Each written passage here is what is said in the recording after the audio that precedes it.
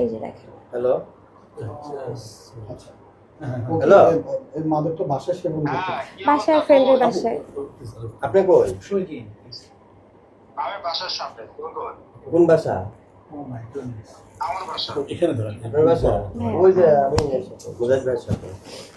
ও আমার ফোন থেকে অনেক কিছু প্রুফ নিয়ে নিয়েছে ভাই। আমি আপনাদেরকে অনেক কিছু দেখাইতে পারতাম, বাট আমার ফোন থেকে অনেক কিছু নেওয়ার কারণে ও এখন আমাকে খারাপ বানাবে হয়তো, বা আপনাদের সামনে আমার চরিত্র নিয়ে খারাপ কিছু করবে। আমি তো ভাই মায়ের খেয়ে আমি তো ভুক্তভোগী, আমি তো সংসার করতে চেয়েছি, আমি লাস্ট পর্যন্ত আমি পারিনি। না হলে আমার তো ভাইয়া মিডিয়ার সামনে এরকম আলোড়ন করে, আমার তো ভিউ ব্যবসা না, আমি তো কোনো আইডি বানাচ্ছি না, আমি কোনো ভিডিও বানাচ্ছি না।